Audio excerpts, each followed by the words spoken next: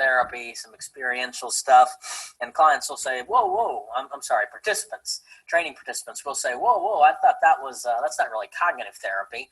I didn't know you could incorporate, all this other stuff. I thought this is being eclectic or integrative. And really, I think the most common stance anyway is that as long as you're operating from a distinct cognitive conceptualization and you know why you're doing what you're doing, you can bring in strategies and techniques from any other modalities that you choose, as long as it's specifically for the purpose of achieving the client's goals, working from your conceptualization map. So I've used the term map or roadmap here a couple of times. I think that's a pretty good metaphor for clients, and it's language that I often will use for this. Cognitive conceptualization, I think, really is the cornerstone of doing good cognitive therapy with people. I think it's difficult to do effective cognitive therapy without having a thorough and accurate conceptualization. I think it's a little bit like trying to go for a hike off on a mountain somewhere on a trail without a map.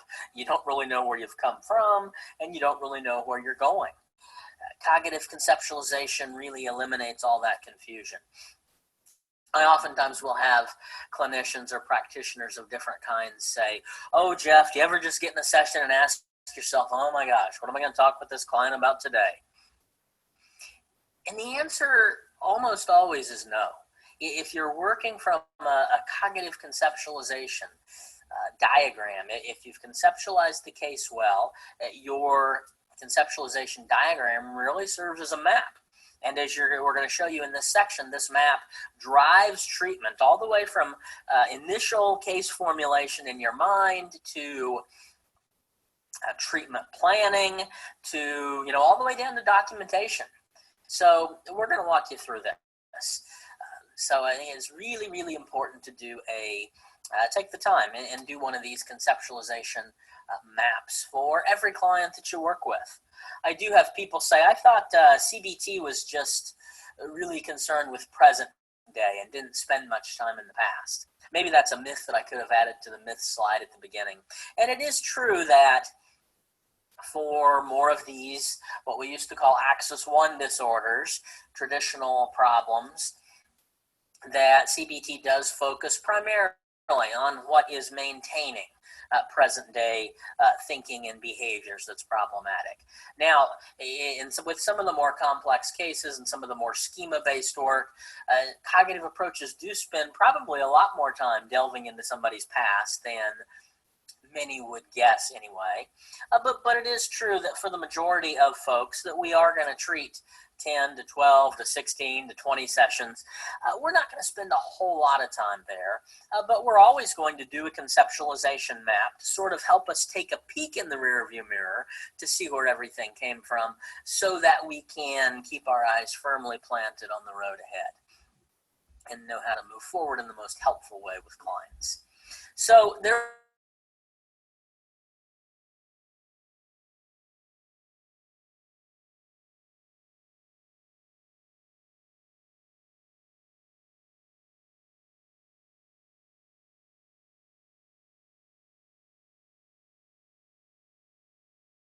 maybe a 2011, maybe it's even a 2009 text, so a little bit dated at this point, but I think still very relevant and still probably, like I said, the best comprehensive book that there is on this topic specifically. So there's a number of different versions of these. I'm going to walk you through. This is a little bit of a skeleton version, excuse me, but it's going to give you an idea of the kind of things we're looking at here. So in the top box, it's going to ask for, I use the term significant historical experiences. You may see different terminology here on different versions of these. I actually learned on a form that said childhood data, and I changed that after a few years on our forms that we use, just because, first of all, using the term data, I mean, we do view ourselves as cognitive scientists, and it is data, it's information that we're gathering. But I think just when talking with clients and when clients get copies of this to see, I think data just sounds a little impersonal, a little cold. Maybe it's just me. But I have changed it for that reason. And also I've removed the word childhood because we know that a lot of what happens that contributes to these symptoms does happen earlier.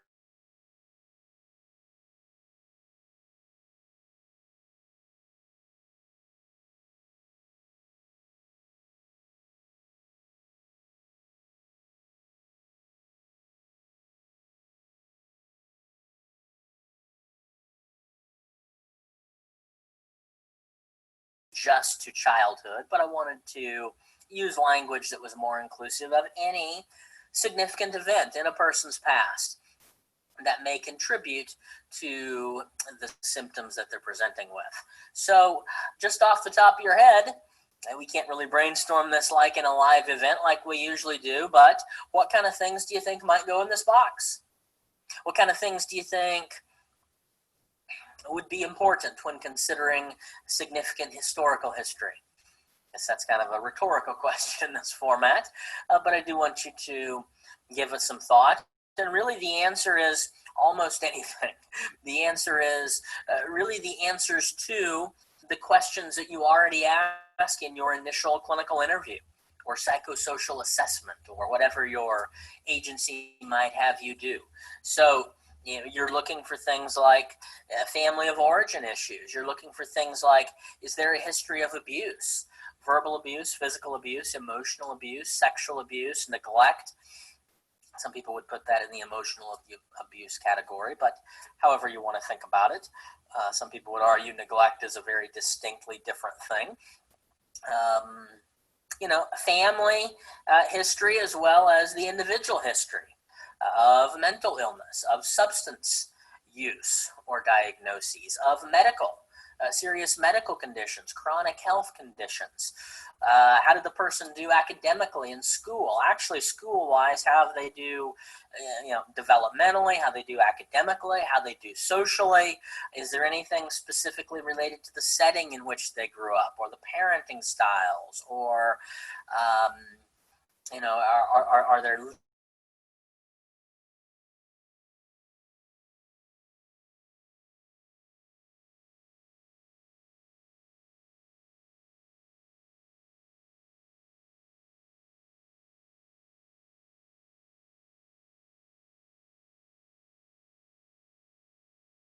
symptoms that the client's presenting with? And so then once we accumulate that data and get it in our form, then we're going to make a hypothesis about what core beliefs you think the client might have developed based upon those childhood or later experiences that they've gone through. And by the way, it is okay to develop a hypothesis before you have all the information. Some people say, I'm just not comfortable doing this yet. I don't think I have all the information. First of all, we may never have all the information. These are, and I probably should have said this at the outset, so we have an initial session where we do this for the first time and present it to the client. But conceptualization is ongoing throughout the course of treatment.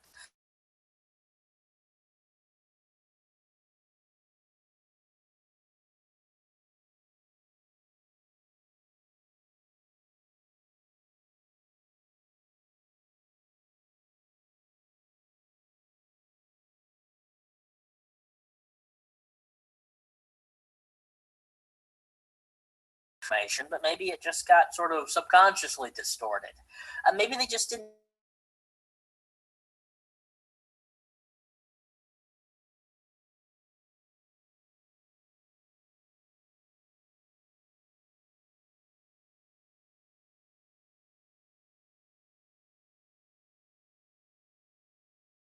There's a theme to their behavior, and be able to take this in bite-sized chunks and really have a good, sort of a clear sense of what we're working at.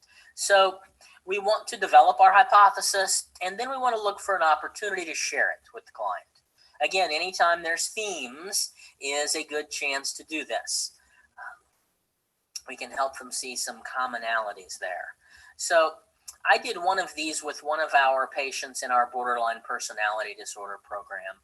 And I've done a number of these, but I'm going to share about one in which 3 straight weeks, this client came in just furious. I mean, she was absolutely angry at week 1. She comes in and she's furious with her boyfriend because he hung up the phone on her. Week 2, she comes in and she is beside herself at her mom. It was actually an old foster mom that she now calls mom.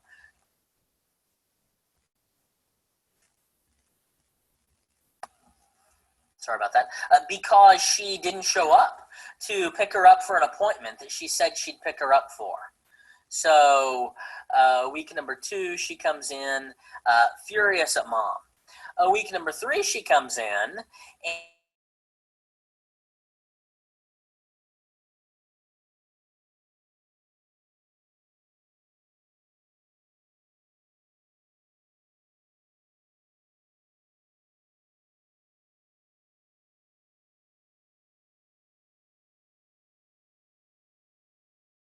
abandonment. It's all about abandonment. So when we look at this young lady's conceptualization map, we see that her father completed suicide when she was 4. Her mother left her at an orphanage when she was age 6. She was in and out of 22 different homes between age 6 till she aged out of our system at age 18. And when I say homes,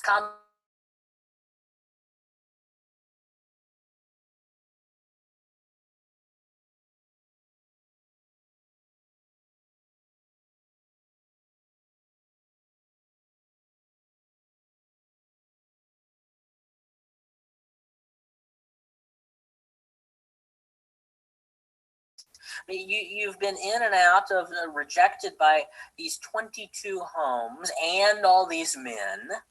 Okay, so I mean, it makes perfect sense to me that you've come to develop this belief that people will abandon you.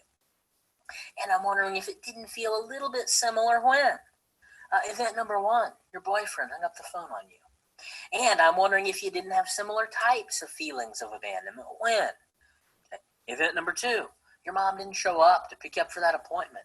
And I'm wondering if it didn't feel a little bit similar, if you didn't have some of those same, sorts of feelings of rejection. When event number 3, I told you I was leaving and going on vacation. Okay, so we're helping them link early life experiences that contributed to the development of the belief in the first place with modern day experiences that are activating the belief today. And saying something like, based upon what you went through here, it makes perfect sense that you've come to develop this belief. So I don't blame you at all for feeling the way that you feel when you get that same abandonment button pushed today. By the way, back to the DBT principle, all of that's validation. Makes perfect sense to me. Don't blame you at all for feeling this way. And now we're going to challenge the effectiveness. Even though I don't blame you for feeling this way when you get those same buttons pushed, my guess is it's not going to be helpful for you to go throwing staplers at people when they say things you don't like and, cussing out people that love you, that are trying to help you. I guess I didn't finish that part of the story yet, but always, when explaining the rationale, really for any of our strategies or techniques, but for this particularly, we always want to link it back to their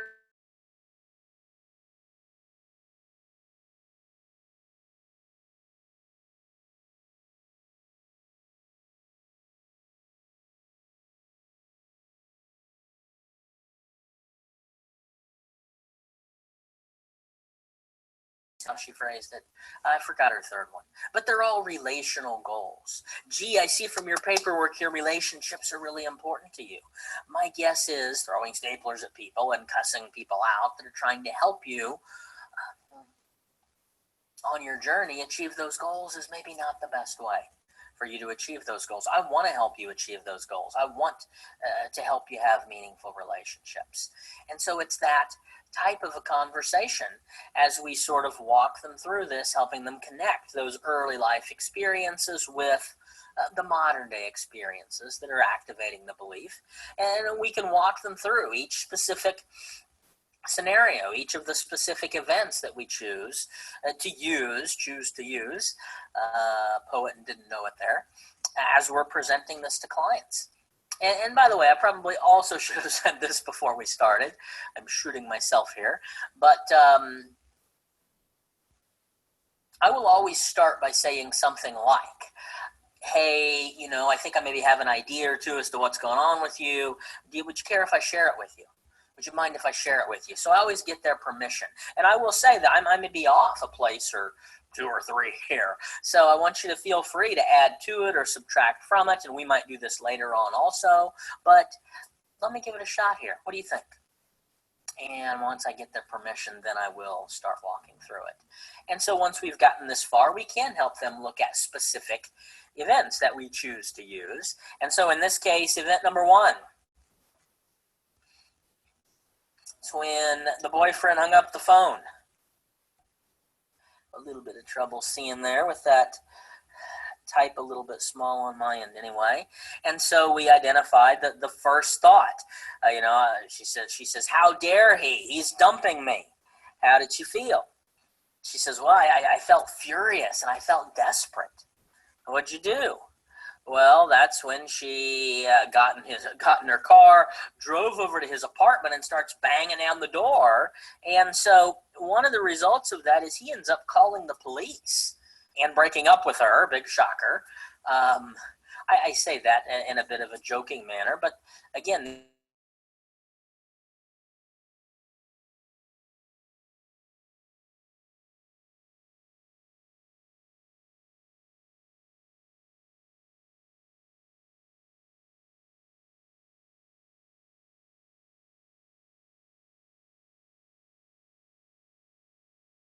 for her, and now she's got this legal issue, this police report to deal with as well.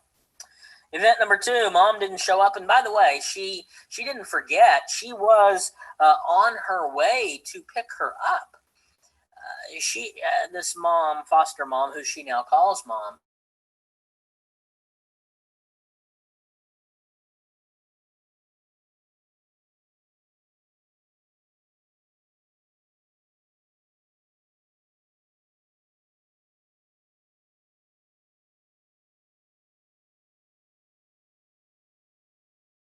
for this. And so she's actually coming to get her. She didn't forget. And she had a little fender bender on the way over. And so that's what was cause for the delay. So, but when she didn't show up to pick her up, the client says, I just had these thoughts. She's never there for me. She always lets me down. And she said, I just felt livid. I was just so seething. I was livid is the best word I can think of. And so what does she do? Well, and her mom finds this, obviously. She deals with the police are there, and she's exchanging insurance information, dealing with the accident. So then she goes back to her car. She gets her cell phone to call her daughter and explain what the delay is here. And when she gets back there, what does she find? She finds a 2-minute profanity-laden voicemail, just cussing her out for not being there for her. And what the mother did was she said, I had this conversation, and I said, look, this is verbal abuse. I'm not going to put up with this from you. Until you can decide that you can treat me respectfully, I'm not going to give you rides anymore. So for 1 month was the initial time frame she put on it. Whoops, we're a little out of order with the move-ins there, it looks like. So there's the result. 1 month of withdrawing her taxi cab services, so to speak. So she's got probably the hardest thing is obviously the rejection, the withdrawal. What she views as emotional punishment. We had to do some work around that. But also she's got the practical result of, not having a ride, having to find rides, not only to her appointments, but if she wanted to hang out with her friends or do social stuff. So, and then event number 3, there is me going on vacation. She said, I was just thinking, she says, well, now even he's leaving me. Nobody stays. She said, I felt betrayed. I felt pissed. Then's when she threw the stapler. And the result at that point is that we just ended up having a conversation about expectations. And I said extreme, sort of intense emotions are a part of BPD. That's completely understandable. But we can't always act on those. And by the way, if you would have done that in group, we would have had to kick you out of group because we can't have people feeling threatened in group. By the way, we did not at this early point, but at many points when those things come up, we may choose to do a little mini chain analysis back to our ETFAR, where we would just start at the action stage. And I would show how, stapler throwing behavior led to the result of getting kicked out of group, which then would come back around to strengthen that belief related to abandonment. It's be one more rectangle. One more piece of evidence. So every chance we get, we're pointing this out, how their behaviors are oftentimes creating the thing that they fear the most, creating, what's sometimes called that self-fulfilling prophecy. So develop your hypothesis. Look for an opportunity to share it with the client, get their feedback at each point along the way, or sometimes they're just pretty quiet, sitting there listening and watching, and so you can just get it at the end. And when we were done, I said, what do you see when you look at this? And she says, I guess I knew it, but I really see here that I guess I'm prone to have these angry outbursts. That's what she called them, angry outbursts. Now, later we went on and we identified kind of a 1 to 10 angry outburst. What is that? And so 1 is maybe just lashing out at somebody, and then 10 is, 9, I think, was yelling profanity in somebody's face, and somewhere before that was the profanity phone call, and 10 was going over and beating on the door. Actually, maybe 10 was hurting a person. 9 was hurting a door or damaging property. But you get the idea. So we behaviorally operationalized her words of angry outbursts, which are going to be a theme as we work through with this young lady throughout the course of treatment. So these can really help us develop a problem list. They can help us develop a goal list. Yeah. And by the way, that's just really one is sort of the opposite of the other. Some people don't do both. I think a lot of clinicians work in facilities where they require a problem and then a goal list.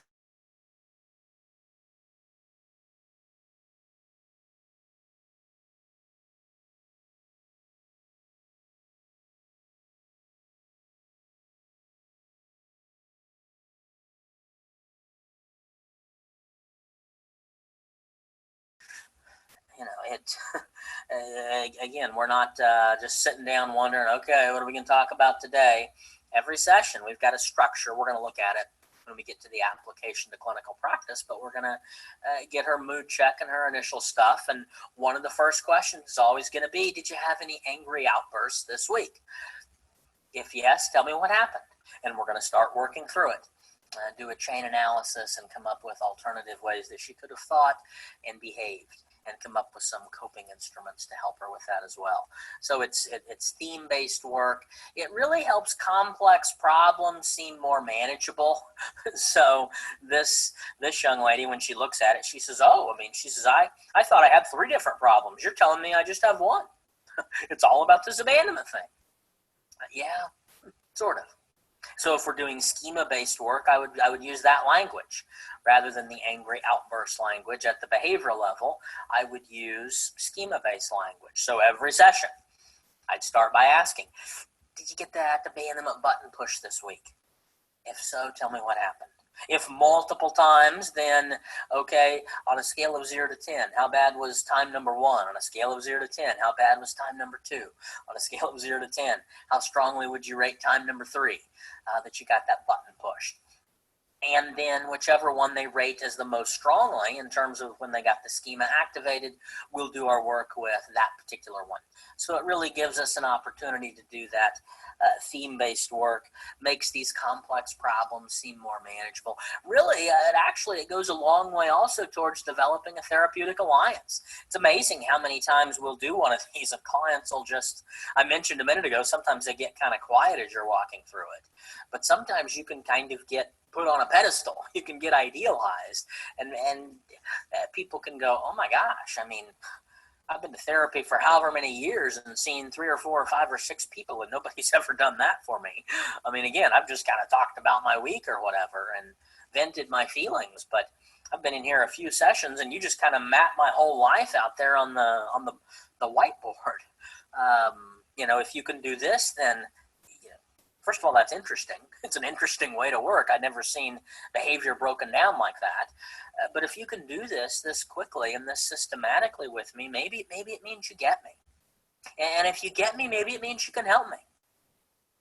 And so it really can go a long ways early on to developing credibility with the client, that they see you as competent and that they see you as able to address their problems in a scientific way, if you will. There's a very structured approach to how we're going to go about working with you. We know what's going on. This isn't just, talking to me like you would talk to any sort of a friend.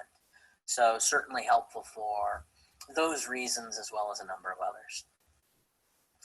Okay, so I mentioned that we use this really to drive our treatment from our treatment planning all the way down to our documentation.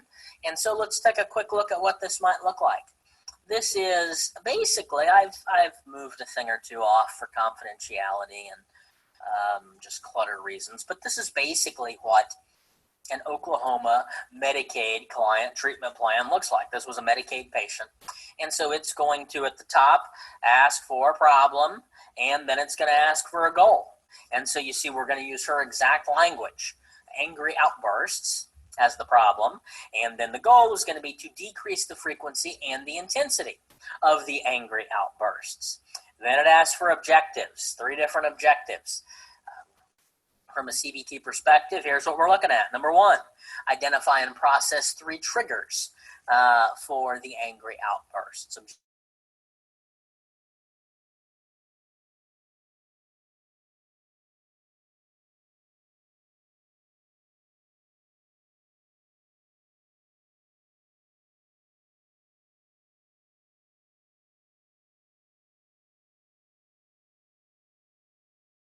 She's getting individual treatment, and she's getting a skills training group.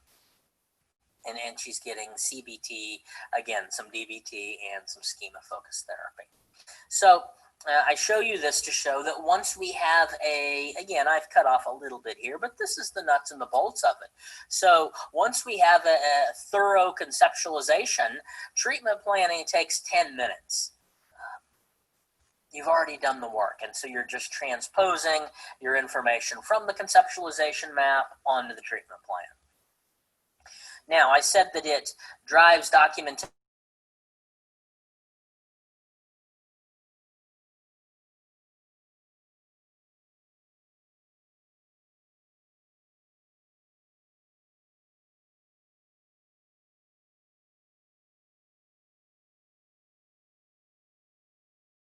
I am not suggesting this is how you document. Don't hear me say that. I'm not telling you how to document. You know the requirements of your organization and your regulatory bodies. But this is just an example to show an acronym that we happen to use that does happen to meet criteria for Oklahoma payer sources. If it also meets yours, then feel free to steal it. But it's just an example to show you how we can continue to work from the conceptualization map. So the B in BURP stands for behavior. So first of all, we're going to list the behavior that the client presents with. It could be a presenting problem. It could be a quotation mark, something they said. But the B is for behavior. The I then is for intervention. So we need to show that we're doing some sort of intervention, that we're doing some sort of psychotherapy.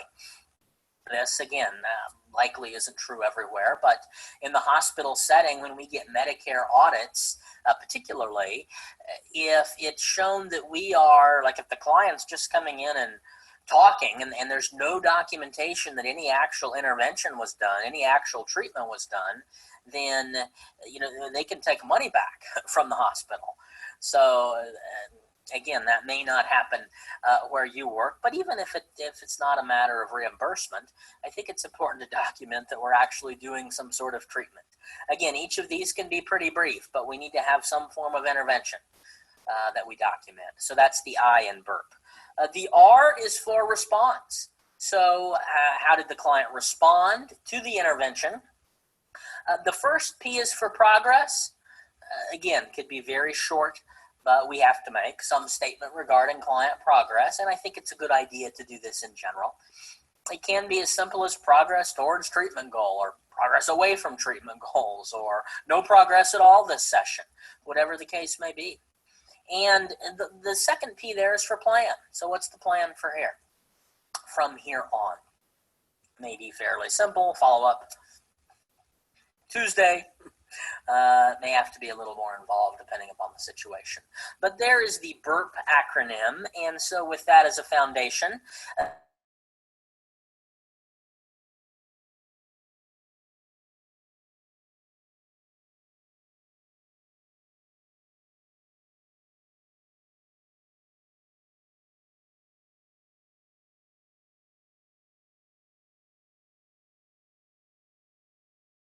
got the 3 objectives. Again, just transposing it all directly onto, this time from the conceptualization map onto the note. Triggers, cognitions, and coping skills for the angry outbursts. There's some circle boxes there we have to have. Circle what applies. But then there's the spot for the text. And so here's what this note looked like.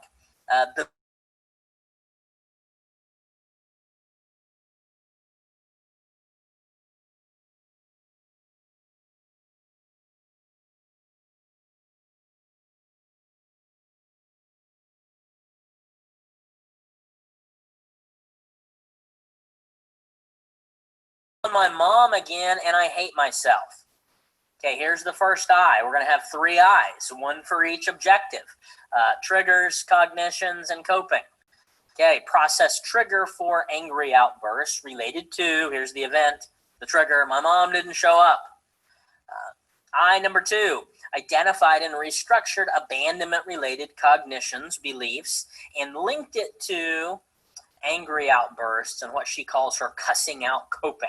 Okay, her language. Here's the third I, gives and receives group feedback regarding alternative coping skills. So we've got our 3 I's there. Now we're going to have the response, the R. What does she say? She said, I guess I could have used yoga, a distraction technique, or taking a soothing bath is what that said. I had a hard time reading it. So she's really going to her list of coping skills that she had generated from skills training, what she'd been taught, and she's pulling out 3 of those, things that she could have done instead. So that's her response. The first piece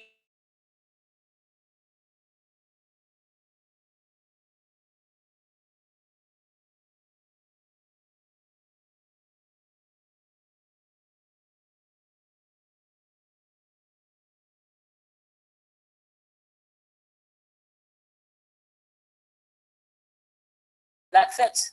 So again, not telling you how to document. Please hear me say that. But that's just an example of how all the way down to the documentation in our charts, in our notes, cognitive conceptualization can drive the treatment and the work that we do with clients. How's everybody feeling about that? Got a pretty good sense of it? Think you can do one on your own? All right, we're going to give you a chance to practice, whether you think you're ready or not. You're getting a chance to practice. So let's jump into this. This is going to be a case study of a client named Lisa, or that we will call Lisa anyway.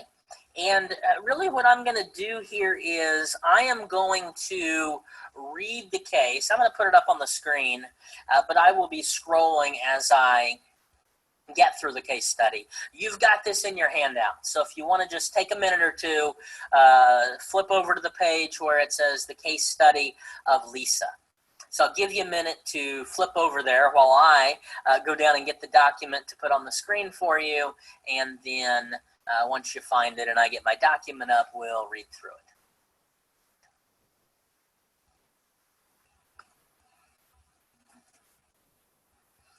Okay, everybody got it? All right, again, I'm gonna just read it off the screen for you, and so that you can take some notes. And then when we're done, in these live events, I let you kind of break up into small groups and do a little work with it. In this setting, it definitely won't work like that. But I am going to give you just a little bit of time, maybe 10 minutes on your own, to do some conceptualization work. But I'm going to read it initially just so you can get a head start on the thinking. And so what I want you thinking about, particularly as I'm reading this is part of becoming good at conceptualizing cases, is we're thinking about them in this way, with this sort of template in our mind as we're listening to their everyday concerns and empathizing and providing active feedback and those kinds of things. So as I'm reading this case study, I want you particularly in this case to think about the experiences that you're hearing that you think might have contributed to the beliefs, and then I want you to be thinking about beliefs, thinking about how you might hypothesize what beliefs you think Lisa might have developed as a result of those experiences. And maybe there's one or two modern day events, but mostly what I want you listening for is historical experience and beliefs. All right, hope you got it there. I'm going to jump in here. It says, Lisa was born and raised in a small town in rural Colorado. The closest real city, as she called it, Boulder, was over an hour away. She was the youngest of two children, her brother being 5 years older than she. Lisa describes her relationship with her mother being quite volatile. She said she tried, but she always had such a temper. Her mother did not work and was frequently in bed, complaining of some kind of physical ailment, and was rarely there for Lisa or her brother. She recalls one evening when she had a really bad tummy ache and asking her mother for some medicine. Her mother replied, "I'll try to get to it in a few minutes," but never got around.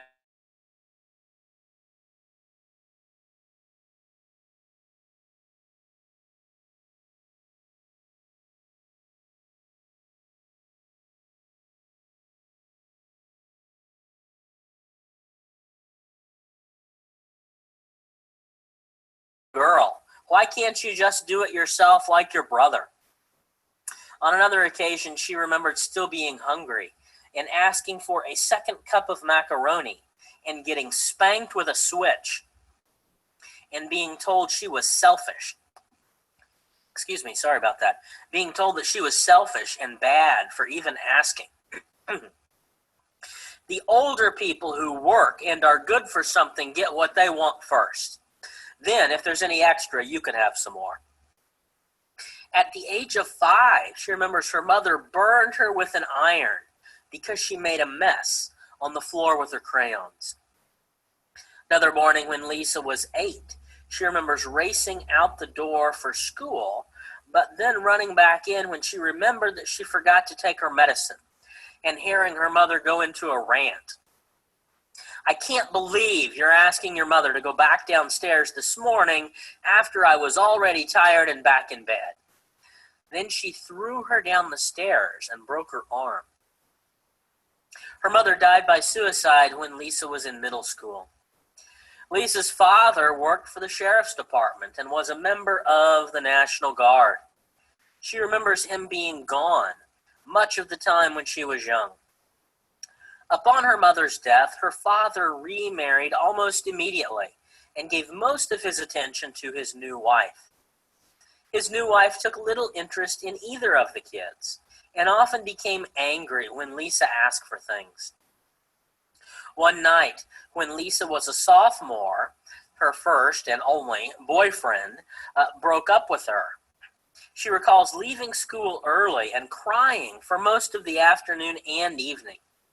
When she came out of her room to ask her father for a hug, she was scolded by the stepmom, by the way. She was scolded for interrupting while they were watching a movie on the couch. She remembers well the phrase, "You needy little girl, you can't do anything for yourself." "Routine requests always seem to be such an imposition," she said. Her brother Jared was attractive, social, and charming. He was intelligent and motivated. He made friends easily. He had a paper route in junior high and sold books during the summers while at college. Lisa states, he was always nice to me, but never really had much time for me. He was almost graduated by the time Mom had died. He had a lot of friends, he had a job, a coach, and a friend's youth pastor for mentors. I was shy and awkward and had no friends and no one to turn to. I didn't do particularly well in school, she said. Lisa also reports having few hobbies, talents, or interests other than making bead bracelets, necklaces, or other crafty things, as her mom always called them, crafty things. Lisa describes her school years as being very lonely years, with few friends, her brother involved in his many extracurriculars, and his father, when home, consumed with his new wife. Companionship was hard to come by, she said. She also said, I was really kind of a misfit. The rural area that she grew up in was far enough from town, it was difficult to get a ride in for activities, and she had no transportation. She rarely asked others for a ride into town because we lived so far out. I hated to ask other people to go out of their way for me. When Lisa was 17, she met and quickly married a man who was 23 who worked in quality control at the local factory. He was a decent man who rarely treated her poorly, but worked long hours and was emotionally distant. After 5 years of marriage, he was laid off, so the couple relocated to Oklahoma, where he moved to work with his father. They struggled with fertility issues, but eventually became pregnant and had a son, Cody, who, in her words, became my entire life.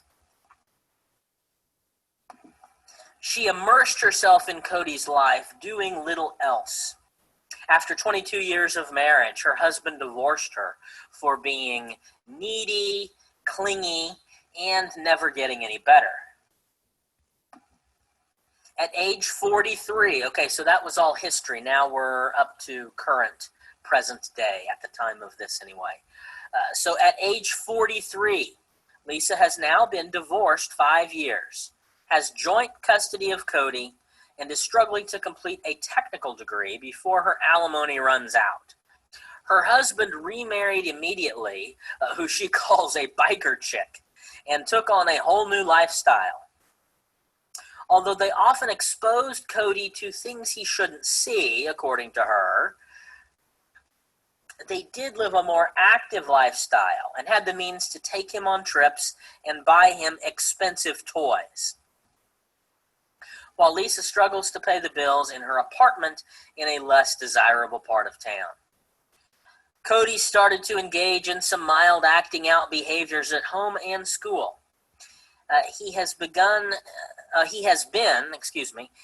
called to the principal's office on a couple of occasions and has been suspended once for a day. He has become argumentative at home, started lying at home and school, and has had difficulty taking responsibility for his actions. Lisa constantly struggles with being a bad parent, and many times believes Cody would be better off with his dad. She said at one point, he will probably just leave me eventually like everyone else anyway. One day, when attempting to discipline him for coming home 30 minutes late from playing in the neighborhood, he yells at her stating, "You always nitpick at me. Carlos's mom lets him stay out till midnight. You're the worst mom in the neighborhood."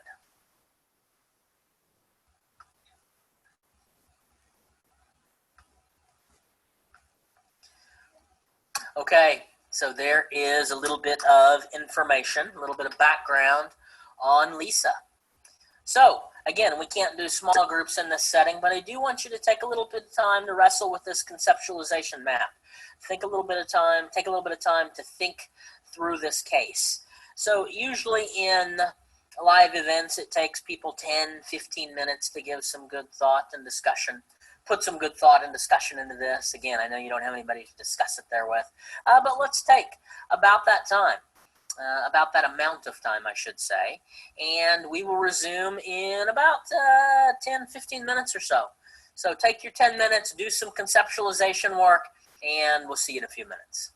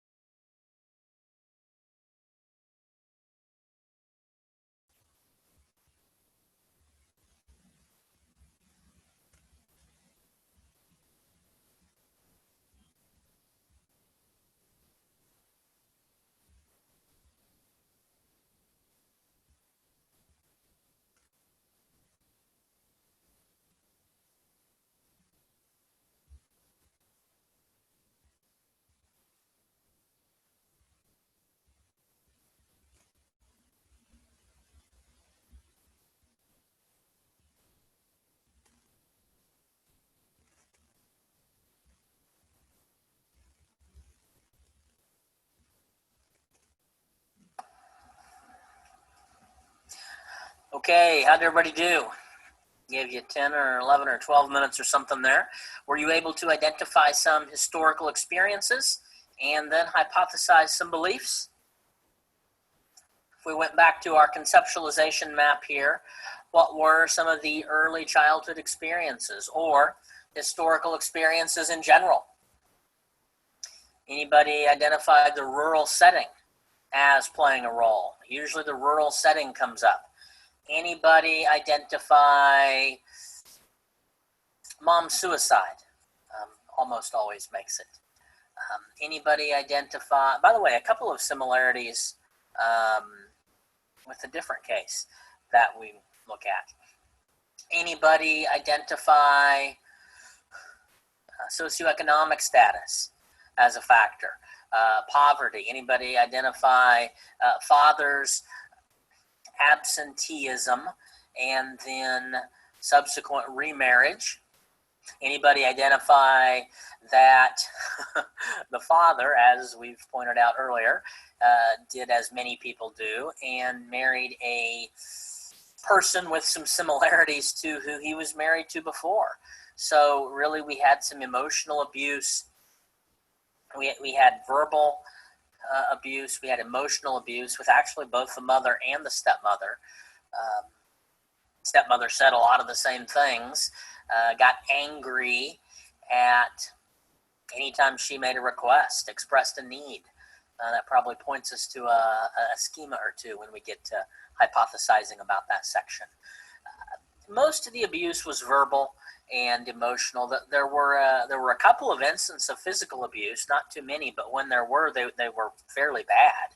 And you hate to say, saying that something is bad implies that other physical abuse is not bad, and all abuse is bad, so I don't like it to sound that way. But being thrown down the stairs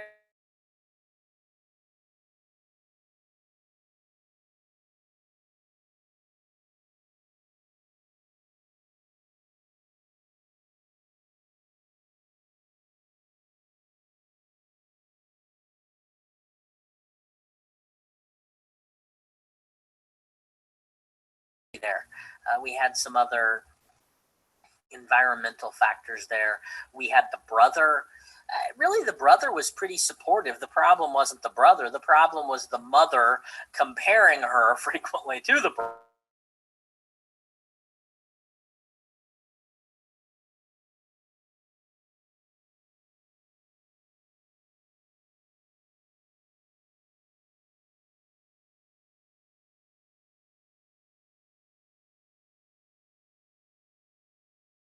Just that she didn't have any, when I said environmental factors, I was partially referring to that she didn't have any sort of support. She didn't have anybody there to help her, to mentor her. She mentioned that her brother had several other people in his life, and she didn't have any. I mean, that's one of the things that we can try to do when working with kids that have parents that are inadequate in some way or unavailable at certain times, is just to try to help surround them with adults that can meet some of the needs that their biological parents have not been able to or are not currently able to meet.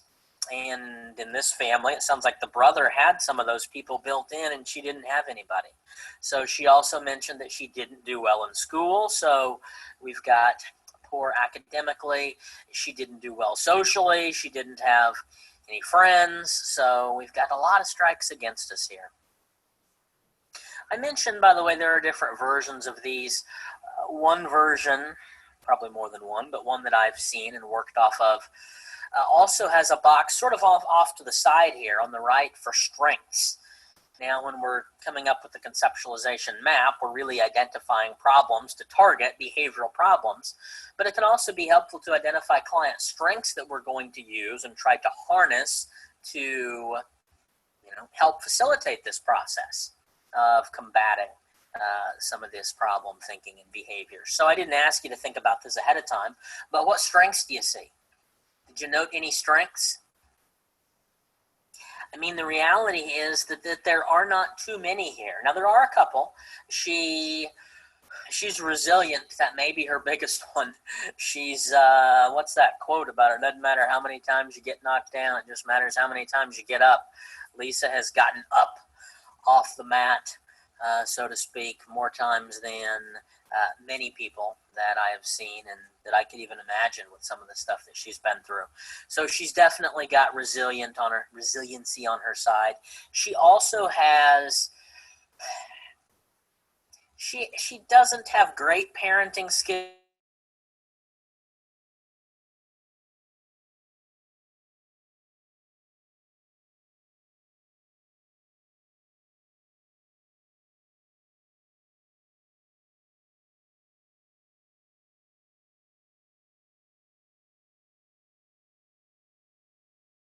Frustrated and overwhelmed and has difficulty managing. But she doesn't have moments even. A lot of parents I work with, I'll get them in a bad moment and they'll be like, it passed 4 hours. It passed in 4 hours, but for a few hours there, I just didn't even want to be a parent. I was so mad at him or her. I didn't think I wanted to do this.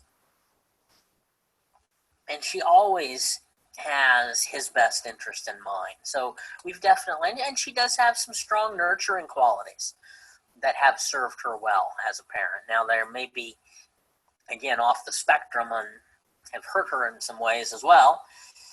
The old adage that the things that are our greatest strengths can also be our greatest weaknesses. So that's probably the case with that trait for her. But she had a few things going for her there that we might put in the strengths column if we were using one of those conceptualization forms. I say she didn't have too many things, and that really does highlight the issue that, and this is true with any belief that we're working on, to the extent that the belief is true, okay, to the extent that the belief is true, we're going to do more behavioral work. Okay, so in this case,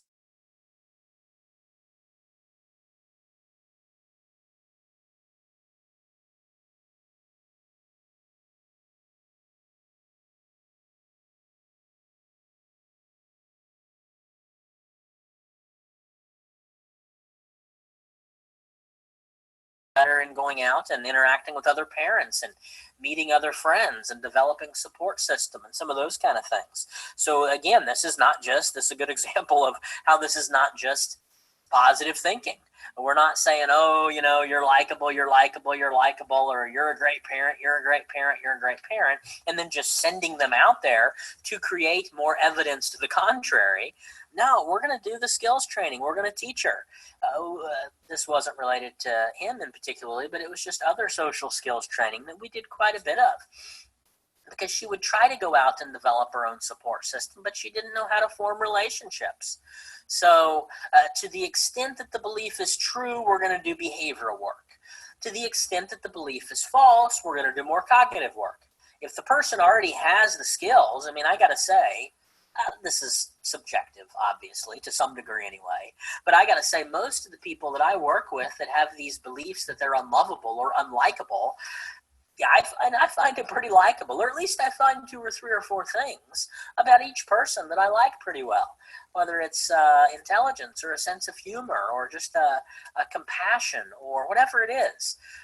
Most people, I find some things that are pretty likable.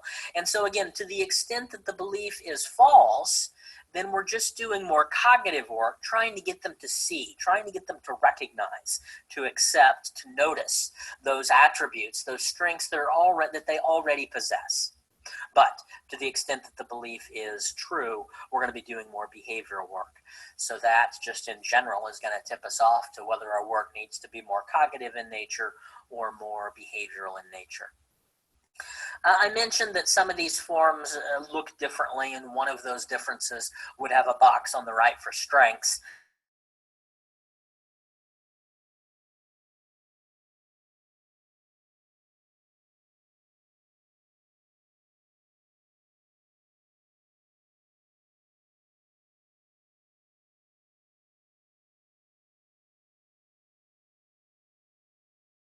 Yes. So we could think about what those would be. But before we identify those, I guess we need to identify the core beliefs. So let's move from the historical experience to the beliefs box. I think I touched on probably most of the most significant ones. Probably some other things we could have added there as well. But in the core beliefs box, what core beliefs did you hypothesize that Lisa might have developed? Anybody come up with a belief that she's worthless? The client, we always use client language when doing the actual work, and she would always use the word bad. But in our clinical lingo, that is a worthless belief. She believes that she is worthless. And particularly when we look in terms of how pervasive versus discrete the schema is, it is a fairly pervasive schema for her, but the strongest area is in this area of as a mother. So this belief that she's a bad mom. So we've got worthless as a primary belief. I think I might have skipped over this without calling it out specifically when we were looking at some of Beck's beliefs, but one of the beliefs about self that is commonly seen in certain populations, particularly geriatric populations, maybe populations when you're working with people with disabilities. We see a fair bit of this, and this is a belief that she had as well. It's a belief that she's a burden. If you see it called a burden schema. So if you notice the language in the write-up, you saw a lot of this language like, I didn't want to get in the way. I was such an imposition. I didn't want to impose on somebody.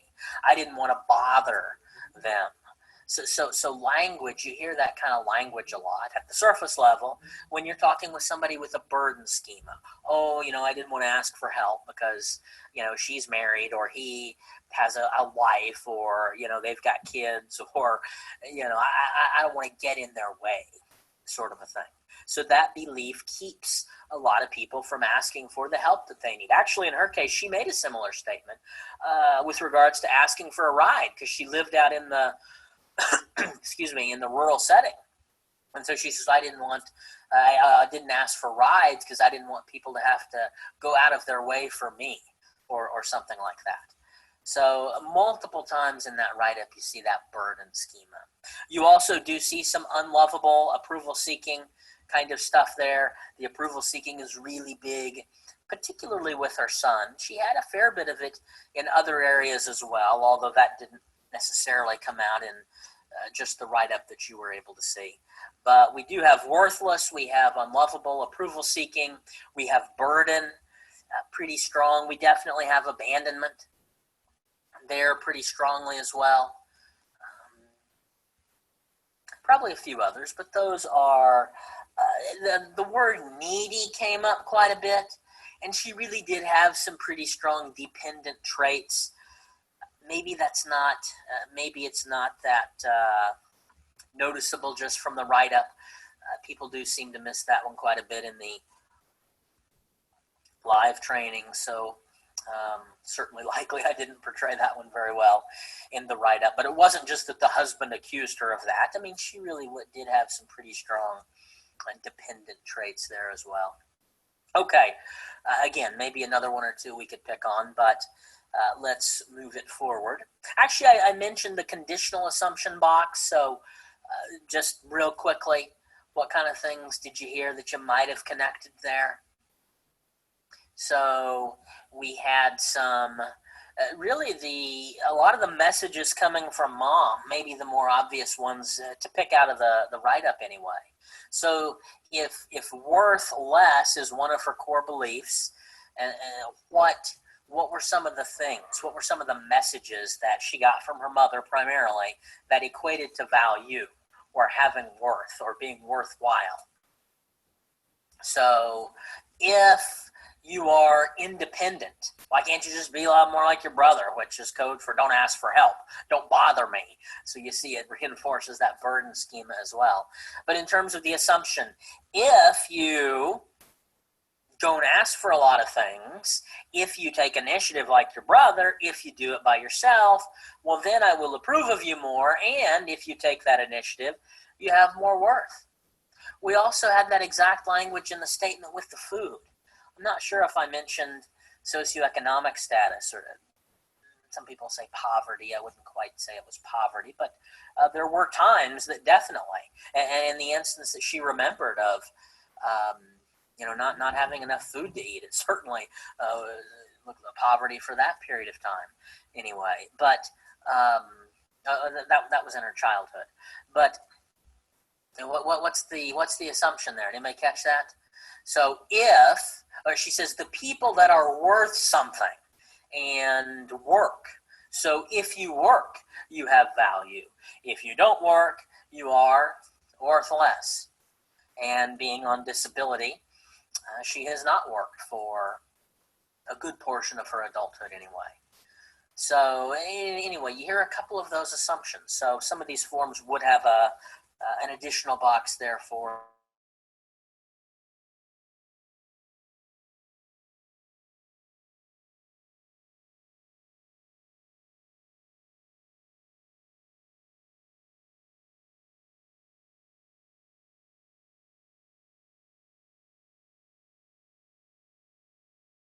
in session, where we conducted a session with her. And this is really probably the only modern day event, if we're just looking at modern day events in the write-up in the case study. And it happened at the very end. So most of it was background historical information for you to conceptualize and wrap your heads around. But at the end there was really the one modern day event, and that was when? Anybody catch that? It was when she got in the fight with her son, right? And he yelled at her and said that, you're the worst mom in the neighborhood, pushing that bad mom button pretty hard, obviously. That's not, there's no room for misinterpretation when the kid comes out and says it. And he knows what it does to her. So in this case, it's purposeful. So that's what we're processing in this particular event. And so the fight with the son is the event. Core beliefs that she identified that were activated, buttons that got pushed, if you will, in that particular interaction were the bad one, the approval-seeking one, and abandonment. So we could see elements of all three of these buttons getting pushed.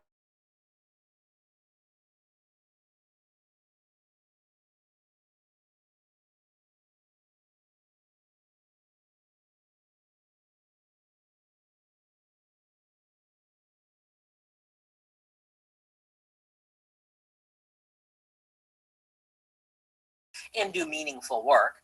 I always tell clients we're going to pick something. We're going to pick one event, and we're going to identify a few key cognitions that we think contributed to the emotional distress. I wouldn't say it like that to the client necessarily, but that are contributing to the feelings that you're going through and contributed to some of the coping skills, the ways that you responded. And we're going to work with those. We'd always rather do that because that's how we do meaningful work than process 6 events in one session where we can't do anything meaningful with any of them. Or, in this case, identify, work with all 10 automatic thoughts. So she did identify maybe 10. It was quite a few. But we picked 2 to work on. And so the first one here says, because I nitpick, which means criticize, she says, I'm turning into my mom. That was actually a common theme, a common fear of hers that I don't think came out in the write-up. But she didn't want to turn out to be her mom. She'd really gone out of her way not to be her mom her entire adult life, or at least life as a mother, since she had been a parent. And so, because I nitpick, I'm turning into my mom. Feelings, she said, I felt guilty.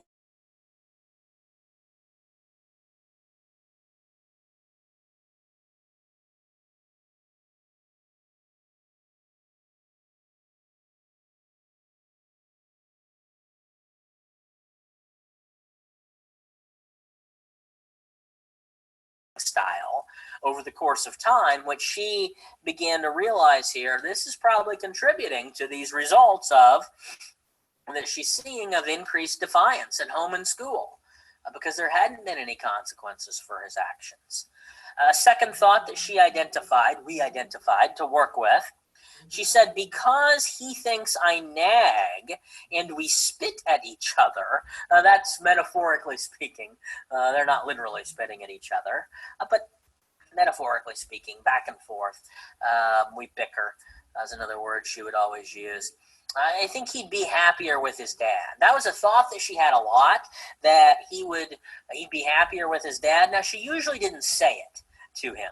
Now, in this case, she actually does, but she has this thought a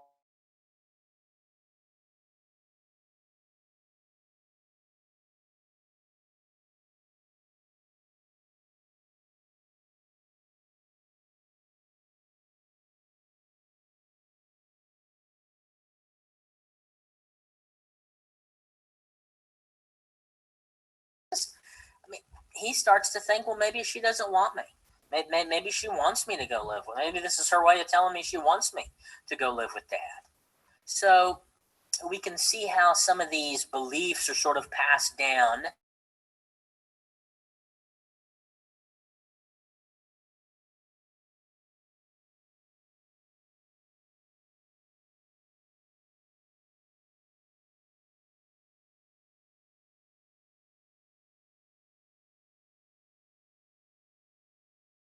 We know a good portion of this is genetic at this point.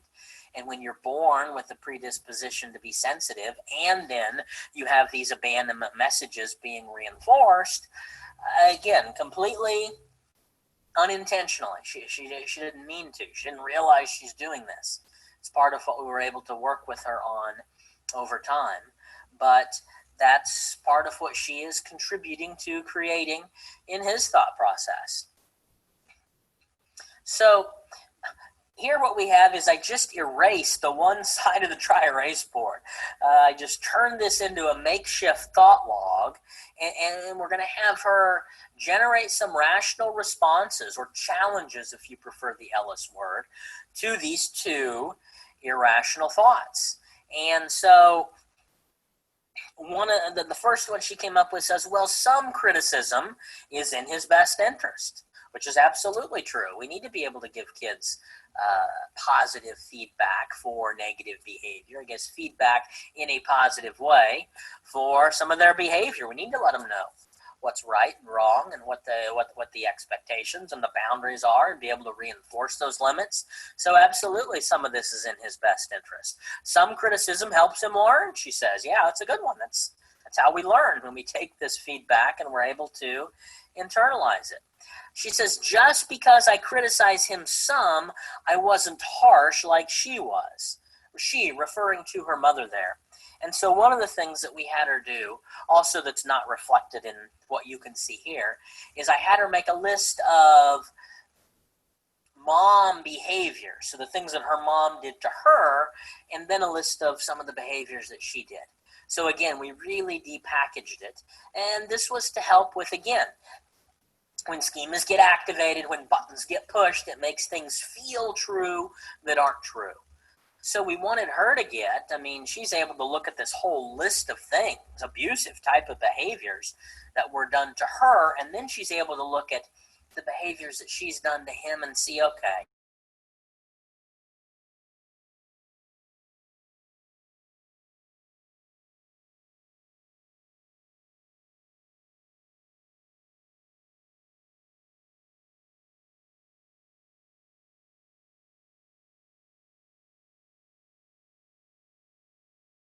up, and some really creative stuff for reinforcement. And the other ladies in the group, by the way, would take her ideas and go implement them, and they'd work great. But she had trouble following through with her own recommendations, as many of us do. We can say the right things to other people, and it's a little more difficult sometimes to implement them for ourselves. But it is true, and I'm glad she's able to give herself credit for a little bit of this here. So because he thinks I nag, and we spit at each other, he'd be happier with his dad. Here she says, even though he does not like my nagging, apparently my nagging and some positive parenting is equal to, or preferable to his dad's. Now, one of the things also that we did that you can't see there is I called him into session. And I just asked him, man to man, just you and me. Don't have to tell your mom what you said necessarily, but I want to know from you. I want to hear it from the horse's mouth. What do you really want? I mean, would you, are there times that you would rather go live with your dad, or do you prefer to live with your mom, or do you prefer the split? Getting to spend time with both of them. And he said, well, he says, we do go on some pretty cool trips. But he'll buy some pretty cool things for me when I'm with my dad. But if we're not going on a trip or doing something big, he said, I really think that they love, I really think they love her, the new stepmom, his new wife, his Cody's father's new wife. He says, I really think that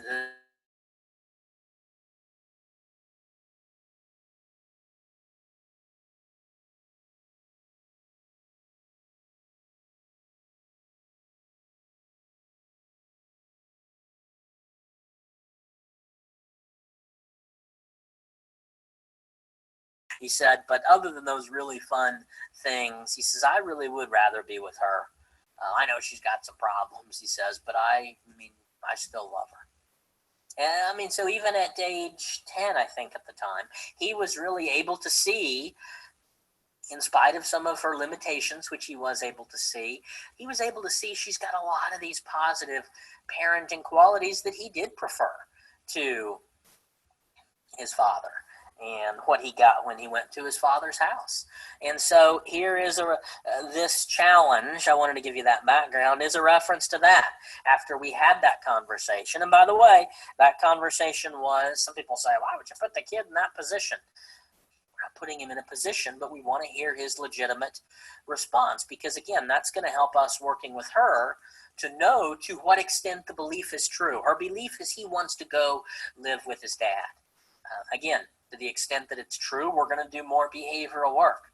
We're going to try to help her change her parenting in ways to influence him to not want to want that as much. In this case, it was largely false. Yeah, still some parenting work we can and did do with her, but more so here we really wanted her to see that he appreciates, even at age 10, a lot of things about her parenting, equal to or more so, as she puts it, than his father's.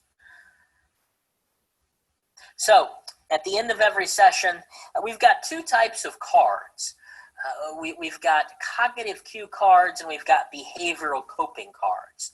So a cognitive cue card is not meant to get them to do anything differently. A behavioral coping card is to help them do something differently at the action stage.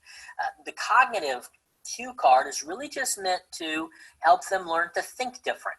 And if we listed 10 challenges up on the board, I'd want to pick one or two or three that really packed the most punch for the client, that meant the most to them. And I'm going to put it in one of these cue cards that they're going to be able to take home and see, put it somewhere where they'll see it somewhat regularly. And the card that she left session with simply said, I am going to nag, in quotation marks, because later we talked about, and we wanted to talk about what it really meant to nag. So at this point, we'll just accept her language, but put it in quotes. I'm going to nag in certain areas. This is different from my mom. I've never broken a bone. I've never come home drunk. In some ways, I'm not her at all. Okay, so she's referencing her list that she did there. Operationalizing, breaking these down behavioral, even though it felt true, even though he felt in response to my parenting like I felt in response to her parenting, this is not the same thing. It's not fair to attribute those qualities to me. In some ways, I'm not her at all. But there are some battles worth picking.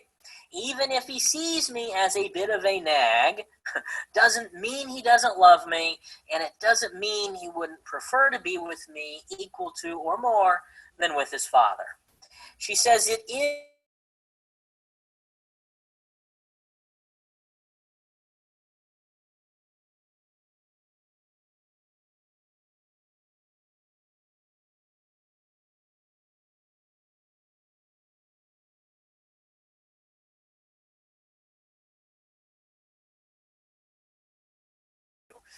parents in the neighborhood and just say something like, I'm having some behavioral problems with Cody, and I just wondered, a single mom, I didn't have anything to compare it to. I just kind of wondered how normal some of these things were. I wondered if you'd be willing to share with me some of the struggles that you have.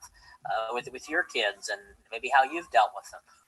And actually, she comes back from that exercise and she picked a family or two that she wasn't sure she wanted him to spend time with those kids anymore after she heard some of the behaviors that they did. But the goal here was to help her. This is a version of a polling exercise, really. We'll talk more about that in the next segment, but it's a way to ask other people's opinion or experiences to gather data to make evaluations. And so based upon that, she's able to draw this conclusion that it is developmentally appropriate for 10-year-olds not to like to be criticized. She says, I need to be okay with him viewing me. So this is people-pleasing, approval-seeking, challenging stuff here. She says, I need to be okay with him viewing me as a nag from time to time and still know that I am not my mom and still know that I am doing what's best for Cody and that he still loves me. So that's her cognitive cue card. Here's her behavioral coping card. Behavioral coping cards always take the form of when I'm tempted to, fill in the blank, episode behavior, target behavior. When I'm tempted to, target behavior, I can. And then we want them to come up with at least 3 behavioral alternatives. So 3 things they could have done differently in that moment instead of the behavior that we're targeting, trying to get them to stop.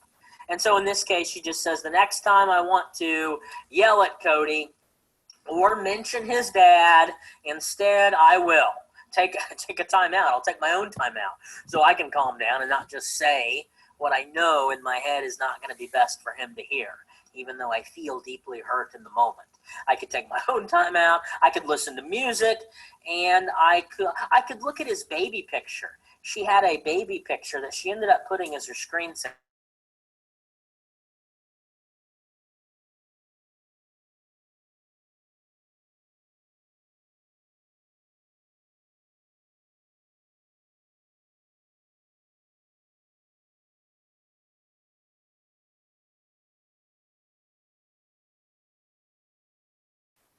Really using my time out to try to get myself calmed down to a place that I can do what's in his best interest. Because when I look at this baby picture, it really takes me back and really reminds me that he deserves it.